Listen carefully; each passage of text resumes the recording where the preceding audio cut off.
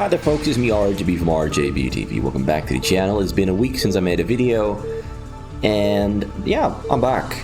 Don't know how many videos I'll post this week. I don't know. I've been finding it a little bit harder and harder to find the motivation or the drive or the will to cast games recently. You might have noticed, because I'm not uploading all that much, the frequency has gone down a bunch, and I've just been finding other things to spend my time on instead of casting StarCraft games, because I've been doing this for I think 4 years now or something, and after a while you kind of have seen almost everything that you can see on the fastest map. There's not that much variation. There is variation, and there's a lot of players with unique playstyles, but after a while you have seen pretty much everything that can be done on these maps. Nonetheless, I'll never stop casting, but the frequency will definitely not be as high as it used to be. So here we have Starsin, also known as Brain, on the red Terran, on the 11 o'clock spawn location, and we have Leebokgu on the name Next Solution. As most players know him these days, Next Solution. I'm not sure if he still calls himself Leebokgu or anything like that, but he might call himself Next Solution these days. I really don't know. People go through identity changes all the time, pretty frequently I guess, on StarCraft. He's here in the blue Protoss, 1 o'clock spawn location, going for a Nexus first as is usual on the 1 o'clock spawn location, and Brain goes for a barracks into, I assume, another barracks. Second barracks is a little slow. The first one is very quick, the second one is very slow. Might not go for a third one and just go straight for a command center. Nope, he's gonna go for a third one. It's a triple barracks build order. I really expected him to go for double barracks command center, because that is something I've seen him do quite a lot over the past, I'd say, half year or so, where he tries to get away with min-maxing, trying to do the most with the least. It's a trend I've been seeing a lot with some of the top level players, where they try to just milk and squeeze every single bit of efficiency out of what they're doing, and they're trying to push the limits to the point where it feels like they're just straight up cutting every single corner that you can imagine.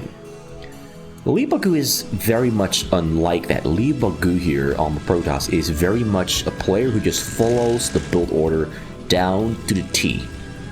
He just follows the build order, does not cut any corners, does not take a lot of risks. He's just very straightforward, no mind games, just pure, straightforward, technical gameplay. Follows the plan and sticks to the plan.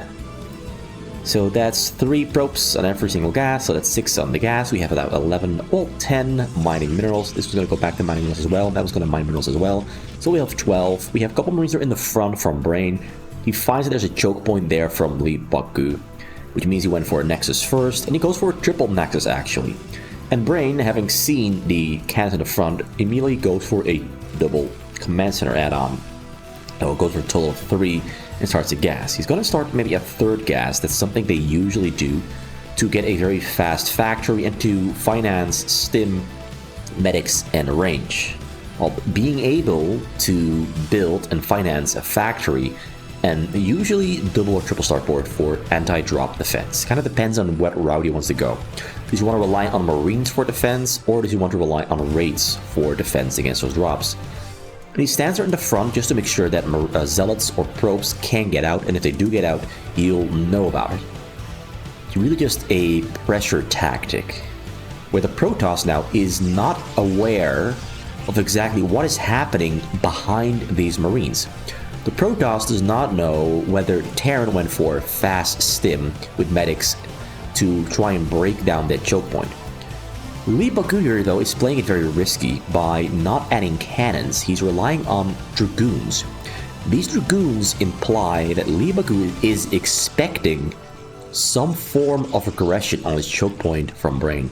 Otherwise, he wouldn't make these Dragoons so early. Because making the Dragoon slows down your Citadel of Adun, slows down your second Robo, slows down your support bay. He can in fact not even go for a Citadel of Adun with speed, because he's getting Dragoons and Singularity Charge.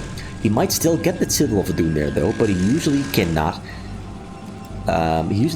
get Zealot speed, which kind of defeats the point of a Citadel of Adun. You want to get Zealot speed with it, and you want to get a Tempest Archive with it. So he's probably just gonna go for a support bay without a Citadel of a Dune yet. Like, he might make it later, but he won't. He's gonna make it right there. So he goes for Citadel of Dune after all.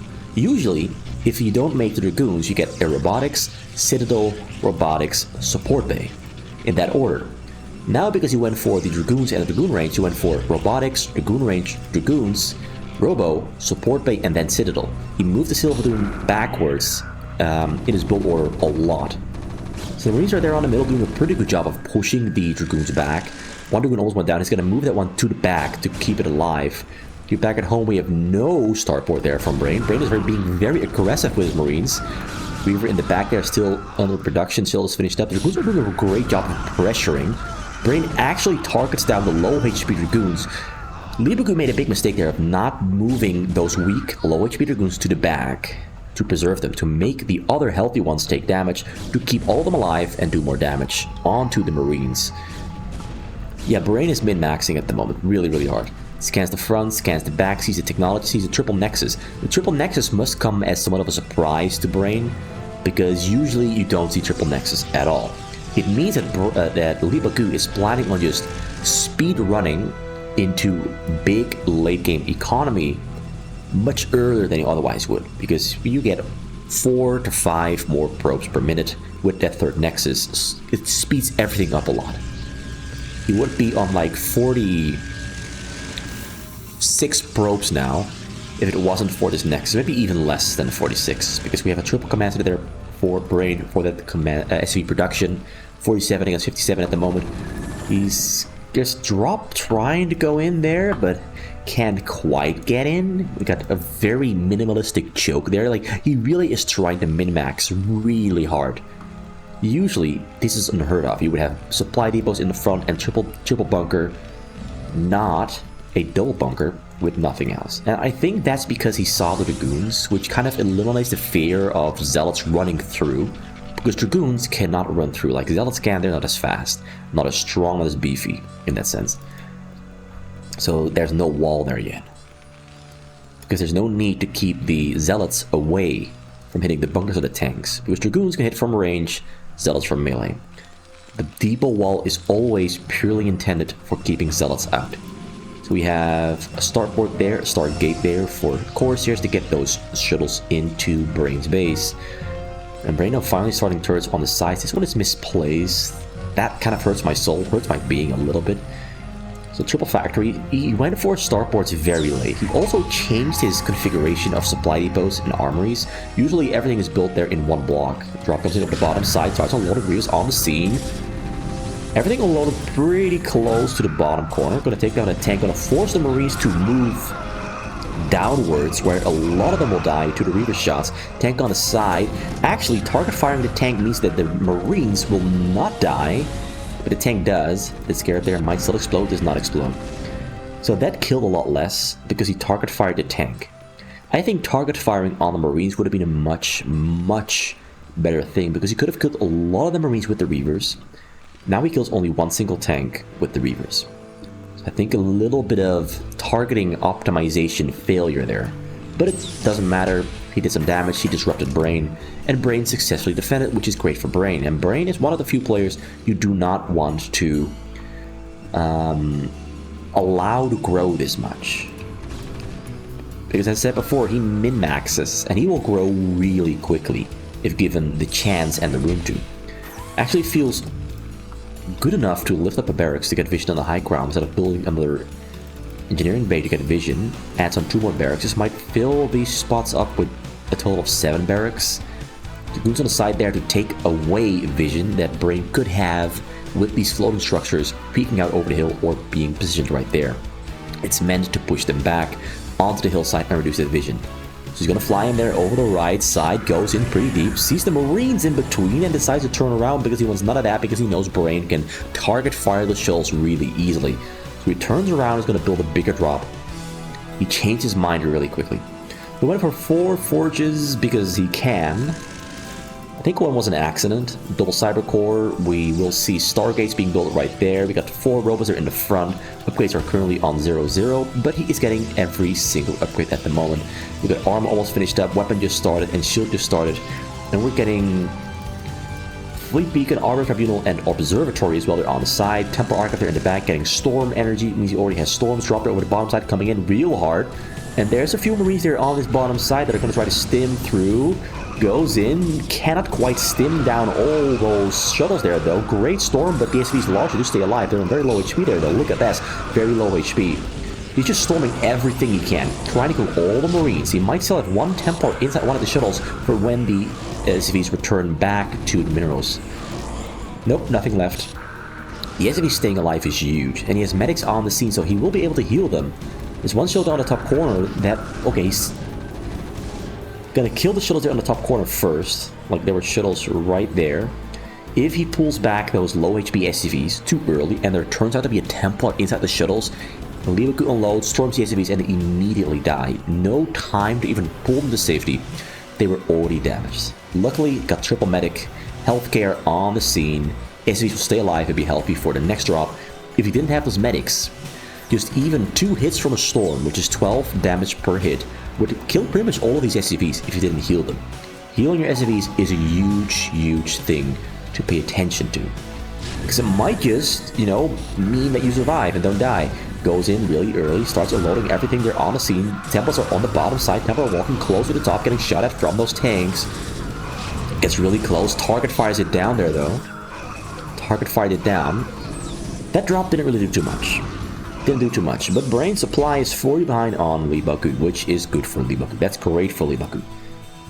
Leebokgu still has to build a starports, though, which he's doing right about now. At 86 probes against 65 SCVs, which means that Brain did lose a couple of SCVs, but 65 is completely fine for a Terran. He doesn't really mind being an only 65, he's completely fine with that.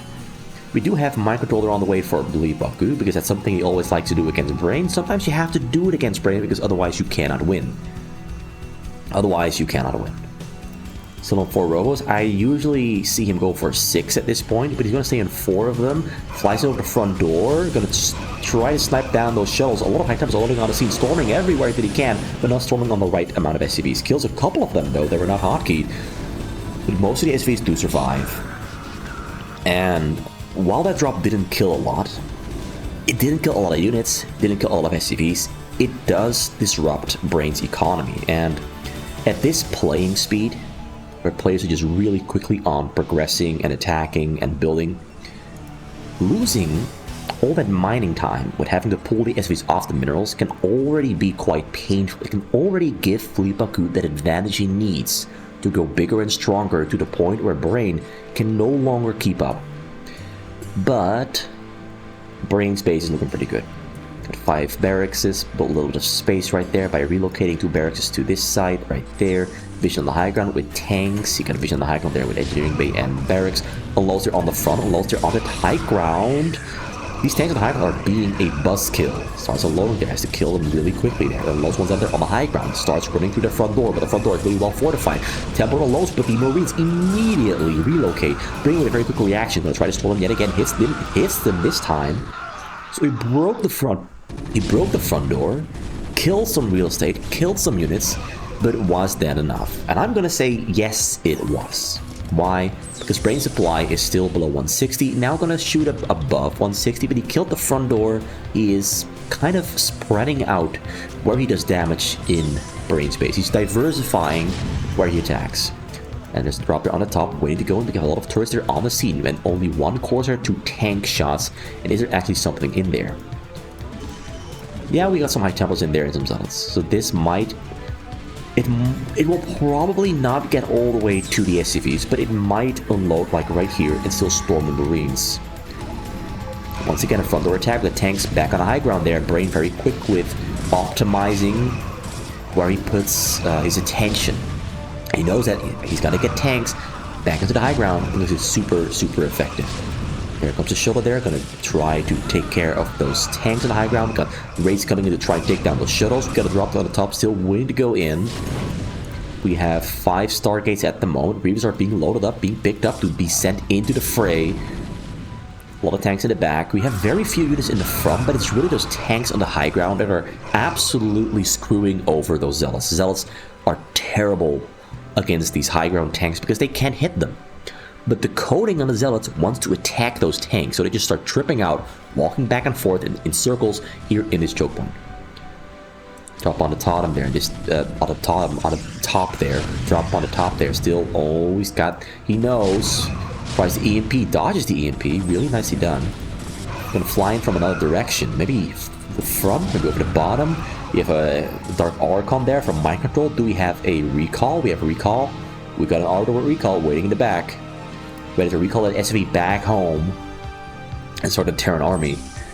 He's looking, he's flying around. He knows these are there. Confess they're on the top for an EMP. Gonna fly in. He knows. Hits them with the EMP. They're gonna die really quickly. They're forced to unload it on the bottom corner, which is a very bad position because he gets the Mind Control SCV into his base. Beautifully done. Almost died to a tank shot. Almost died to a tank shot. But that dropped it almost nothing, but it got him that real estate, that SCV, into the base. Now he's going to start building a command center, but Brain is going to maybe try to hunt that down with his raids. He scanned Leebokgu's base, and he knows it happened. He knows it happened. He might go for a radiate on the SCV. Not too sure what his plan is there. He goes in. He's pushing out now. He has... that's 8 factories. That's not a lot of factories, but it should be enough to push through the map with these two upgrades on those tanks. And level 3 is on the way somewhere in his base. Right down the bottom, 3. That's 3 attack, 3 armor. His tanks are very strong. We got everything on level 2 there for Leebokgu, soon to be on level 3. So he is likely to be just as potent and strong as Brain is. Brain is pushing across the map now really quick, though. He really wants to stop this from happening. I think he got the radiate there. Yeah, he got the radiate. He got the radiate. I missed the radiate, but he got it. So Leebokgu's plan of being an evil overlord is not quite succeeding. He's going to unload there on his high ground, or just behind it to start storming those tanks. So 4 storms coming down everywhere, but splitting up those tanks really nicely. Kills very few of the tanks, but they're all on low HP. Look at the HP on most of the tanks. Even if the storms don't kill, just getting those tanks down to low HP is already a big difference in a fight. Already a big difference in a fight. Brain is still not adding on additional factories. He's really just... he's adding 1. He's kind of low-balling, but he's producing so consistently, he's playing at such a high pace that even if he has only 9 factories, it's still more than enough. So a couple scans do come down. He scans the front, scans the bottom. Confirms there's no other SCV inside of Leebokgu's base. Leebokgu's morphing another Dark Archon to try and get an SCV. After all, he still has to get it. Because, like, he's going to have to fight against a large tank mech army from Brain here, who has 57 SCVs. He's playing on a low-balling economy. Didn't even fill up all the gas. He's on 8 gas. He's getting ghosts now. He's expecting carriers from Leebokgu. But Leebokgu is in fact not making carriers. He is going for just arbiters. Raids are hanging on the side, pinning out this side. Gonna fly in with a dropper over the top side. This is gonna be a really ugly one. Brain knows it's coming, goes for the EMP there, but as low of course is in the mix, this is gonna go all the way. Starts alone there on the top corner, starts alone, but Templar does not alone, it's just Zealots on the scene. I guess he got the one with the Templars pretty early on with the raids. There's a little bit of bad luck there for Leebokgu. Leebokgu really has to take away all this vision that Brain has, but Brain is scanning non-stop all the time, keeping track of what the hell Leebokgu is doing, what he's up to. So he enters the middle, sets up a little bit of control. You can see that Leebokgu is producing a large amount of Zealots, and my Templars has to keep on dropping. The downside of Brain playing for this large army, small economy playstyle is that if he gets hit by a storm drop on his SCVs, he's in a really bad position. So he's really relying on just... he has to keep all of his SCVs alive at all times. Leebokgu cannot be allowed to kill those SCVs because Brain will not be able to recover, or maybe he can recover, but the recovery process will be so difficult that Leebokgu just builds a bigger lead. By having all these extra proxy bases all over the map, they're just going to make this harder and harder to play for Brain. So let's go to the bottom side. The mines are great. The mines are super efficient. You need some observers on the middle there to Detect them, looking for a way through. With this drop, flies into the middle, sees tanks. Now the raids are coming in to try and snipe those shuttles. The raids are coming in. He's going to have to retreat. He decides to unload on top of the tanks because he knows that Brain is going to come in with the raids. No point in trying to brute force them into Brain's base when he can instead just clear the middle. Big drop there on the top there from Brain. Dropship with tanks, EMP, and raids. There's very little protection there in the back. Leebokgu sees it's coming in. Goes for the EMP. Goes for the stasis. Really good stasis. Couple raids still alive. He needs to put more cannons and put a lot of Templars in the back right about now. But as that is happening, a couple of units do go across the map to attack. A lot of Brain's supply is currently stuck in these dropships raids. And the tanks inside the dropship. So that's a lot of supply currently not being utilized there by Brain. Got Templars coming in to try and help him out. Went for EMP there on the Nexus. He had to use EMP because the vessel was dying. And a large part of Leebokgu's army is attacking. Still some tanks on the high ground. This one is low HP, will very soon die to the goons. But his elves in the front there are taking a lot of fire. They're walking the mines and very quickly here to the back. See what's going to happen. One the stasis ended, the other one ends as well. Going to try to unload really quickly. Cannot unload right on time. Storms on the tanks. They're stuck on the top corner. He's going to hit those probes. Maybe not. Maybe he is. He is not going to get anything done there with that drop. He went for the scan to try and hit those probes. Didn't quite work out. And now Brain has a lot of open supply space to replace with tanks and whatever else he can. This one tank on the high ground has been a thorn in the side. 14 kills, 4 HP still remaining. This one is a hero. This one has like 15 kills as well. So goes there in the back, waiting. He has level 3, 1-3. Getting lockdown. Now he's getting a very late lockdown. Expected it to already be done much earlier. Tank goes down, finally. Another drop on the top corner. Marines. Brain keeps putting new units into position to try and spot those drops. He's very consistently doing that. He's going to fly in. Got a couple of ghosts in between with lockdown that just finished up. Double, triple, 4 lockdowns. Almost shuttle starts unloading. 5, 6. 1 temper. RLC. Now temper doesn't get within range. Cannot storm on the SCVs. Very close call. Very close call. Ghosts are pretty awesome with their damage against the Templars. 13 damage per shot.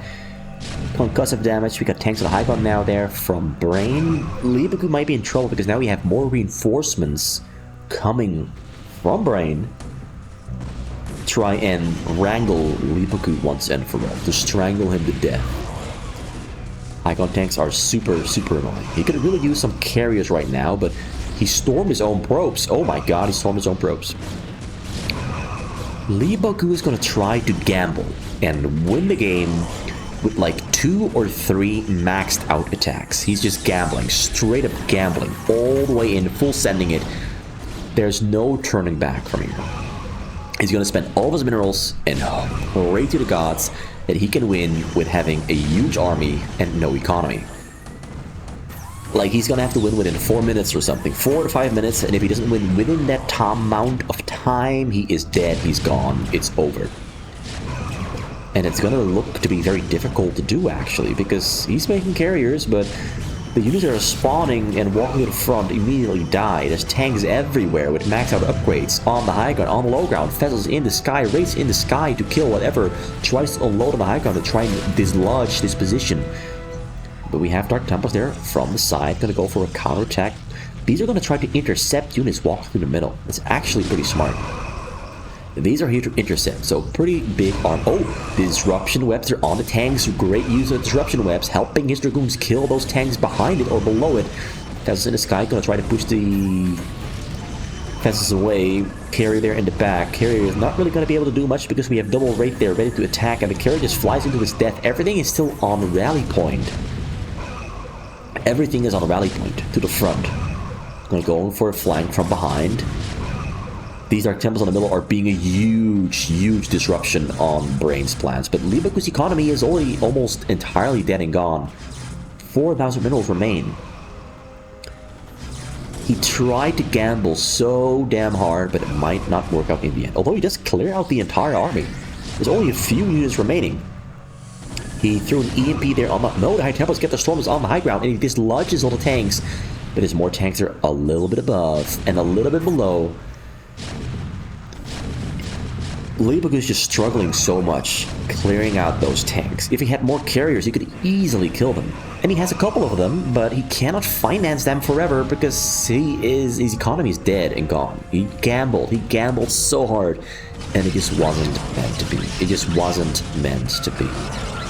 Very cute lockdowns on Dragoons. Didn't have to do it, but he did it anyway for stall points because he can, and he likes doing it.